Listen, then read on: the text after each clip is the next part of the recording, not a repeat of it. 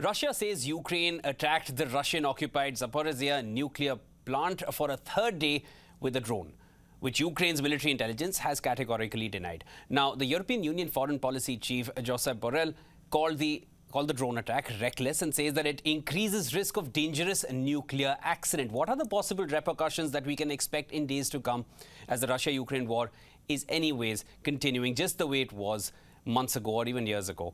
Now, for more on this, we're being joined by Diesen, who's a professor of international relations, University of South-Eastern Norway. Pleasure to have you here on WION, Mr. Diesen. I wanted to get your thoughts on this. Now, do Josep Borrell's remarks suggest a rift in the West with Ukraine? Possibly, but I think it's too soon to conclude, because the European Union is obviously very concerned about a nuclear catastrophe in Europe that would certainly trigger a very fierce Russian retaliation. But again, the information war remains a priority. So there's a reluctance to criticize Ukraine. We've seen this over years, actually. So the solution tends to be strategic ambiguity. That is, the EU strongly condemns the attack.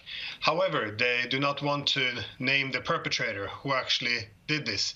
In the past, they would often even suggest that perhaps Russians attacked themselves as a false flag operation, yes. But they don't seem to have gone down this route this time, which implies that, well, there can't really be anyone else than the Ukrainians. But on the other hand, I would just like to note that after condemning the attack, the EU insisted that Russia must withdraw from the Zaporizhzhia nuclear power plant. For some, this could be interpreted as nuclear blackmail, in which the nuclear power plant is attacked, and then it's implied that Russia is responsible unless it withdraws. And I think that certainly Moscow views this as an encouragement from the EU, which could even make the EU complicit in any future nuclear disaster from the perspective of Moscow. Mr. Diesen, what sort of repercussions should one expect from the recent attacks, or due to the recent attacks from Russia, as Russia says that Ukraine attacked the Zaporizhzhia nuclear plant for a third straight day? Now, of course, Moscow is clear on who's behind this attack, and the European Union has not mentioned, as you mentioned in your response as well. What kind of repercussions are we expecting? Well, I think for everything from rhetorical to the actions, I think you will probably see Russia increasingly starting to blame the EU for its culpability, because keep in mind that this is not new. In the past, the Ukraine could attack the nuclear power plant, it could attack the Engels military base where Russia stores nuclear weapons, it could even attack civilian targets with cluster ammunition without drawing any criticism from the European Union. So I think that the Russians will probably begin to see this as being making the EU complicit. But how the Russians would actually react, I think, well, most likely, if a nuclear incident does occur, I think Russia would certainly retaliate.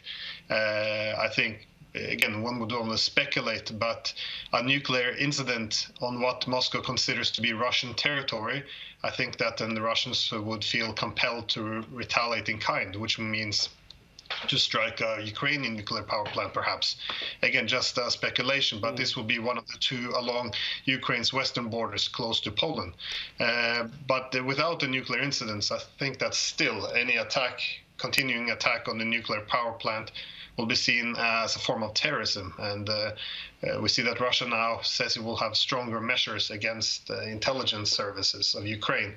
And this is seen to some extent as being comparable to the terrorist attack on Moscow, which obviously Russia sees the main culprit likely being Ukraine, the US, and the UK. So I think, yeah, Russia could possibly start to strike the intelligence agencies and political leadership in Ukraine to a greater extent. Mr. Diesen, now that really brings me to what I wanted to get to next. The terror attack which took place in Russia, in the heart of Russia rather. Russian Investigative Committee has found a link between Crocus terrorists and the Ukrainian security services. They're almost inching towards pinning it down to Ukraine. They anyways found the perpetrators escaping in the Bryansk region, heading towards Ukraine.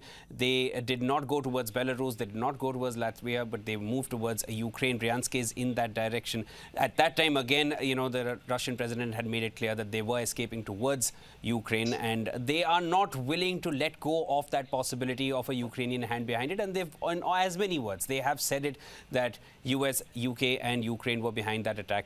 Now, I wanted to just understand, what are your thoughts on this? Because US says that we had told you much in advance that this is where the attack will happen, this is when it will happen.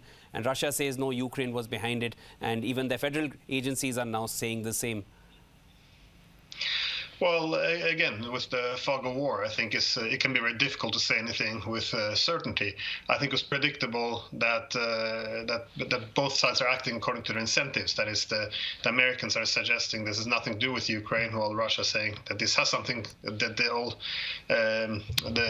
the trails are pointing towards Ukraine. Now, obviously, this can all be considered to be part of the information war. But obviously, the terrorists heading towards the Ukrainian border and Putin saying that they had a window open for the terrorists to flee into Ukraine, this is pretty damning, I guess.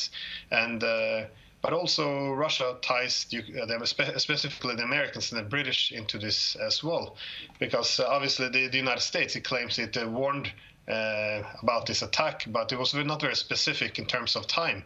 And even the New York Times have actually confirmed this, that that the US did share the minimum amount of information due to the conflict in Ukraine. So one has to question a little bit of the American narrative, because it took the Americans about 2 hours before they said there was solely ISIS behind the attack and Ukraine had nothing to do with it. So either the US had very detailed information in which it could have prevented the attack but chose not to share it, or they were directly involved, or merely they're providing political cover for Ukraine. But there's something very suspicious about their ability to say with such certainty, 2 hours after an attack, exactly who is behind and who is not. So I think this is where the Russians have a lot of questions regarding American involvement in this terrorist attack. Just one last thing, Mr. Diesen, I wanted to, ask you. How much worse can it get? It's not as if Russia hasn't entered Ukraine already. It's not as if Russia hasn't shot at them most of their artillery and their advanced weaponry. It's not as if Ukraine hasn't thrown everything along with the kitchen sink back at Russia. What is left now? Is the nuclear catastrophe or a nuclear accident the only thing which is left to happen now? It's possible. I think Russia is tempted not to escalate to the extent that they will be in a direct war with NATO, and indeed NATO doesn't want a direct war with Russia either. However, that being said, I think most sensible analysts see now that Ukraine is heading towards a collapse this summer, and when Ukraine becomes desperate, it will pursue desperate measures. So I think that this is where often the West is a bit divided, because some would like to see an escalation, while others are very concerned that this will pull them into the conflict.